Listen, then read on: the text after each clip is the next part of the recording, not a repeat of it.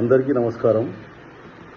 కొంతమంది కాంగ్రెస్ నాయకులకు మతి భ్రమించి బీఆర్ఎస్ పార్టీలోనే ఉండి బీఆర్ఎస్ పార్టీలోనే రకరకాల పదవులు అనుభవించి అదే పార్టీ నాయకునికి వెన్నుపోటు పొడిచి ఇప్పుడు వేరే పార్టీలోకి పోయి ఏదేదో మాట్లాడుతున్నారు. వీరందరూ ఒకప్పుడు బీఆర్ఎస్ పార్టీలోని మంచి పదవులు మంచి అన్ని విధాల అన్ని సమకూర్చుకున్నవారు. ఒక ఎగ్జాంపుల్ చెప్తా. ఈ భద్రపగుడి జాతర, మన భద్రపగుడి జాతర అవుతుంది కదా తాండూరులో. ఆ తాండూరులో జిలేబీ దుకాణాలు పెడతారు. జాతర ఏంటంటే ఎత్తేస్తారు. మళ్ళీ వచ్చి మళ్ళీ ఎక్కడ పెట్టుకుంటారో తెలియదు.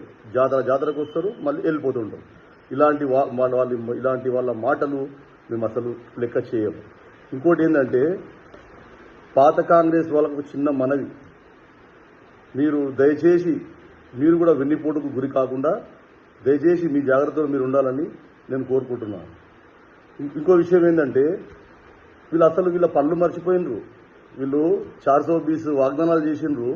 రైతు బంధు అన్నారు, రుణమాఫీ అన్నారు, 500 బోనస్ అన్నారు, స్కూటీలు అన్నారు, వడ్లు అన్నారు, కొనుగోలు అన్నారు.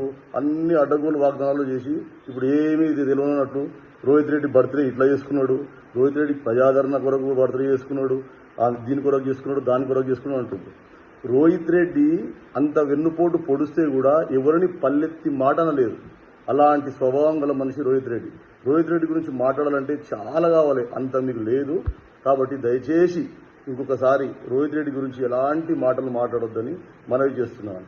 రెండవది ఏంటంటే, స్థాయిని మించి మాట్లాడుతుండ్రు. ఇది ప్రాబ్లం. మేము మాట్లాడొద్దని కూడా మాకు ఉండనిస్తలేరు. స్థాయి గుర్తుపెట్టుకోవాలి, స్థాయి గుర్తుపెట్టుకొని మాట్లాడాలి. ఆయన రోహిత్ రెడ్డి గారి మరి ఏదంటారు, ఆయనకు ఉన్న దీంట్లో మీరు ఆయనకు ప్రెస్ అవసరమా? ఆయనకు లేదా? పలుకుబడి లేదా? పలుకుబడి ఉన్న మనిషి కాదా? ప్రజాదరణ ఉన్న మనిషి కాదా? చూస్తూనే ఉన్నారు. మొన్న బర్త్డే చూసిండ్రా? ఆయన చేసుకోలే బర్త్డే, మేము చేసినాం.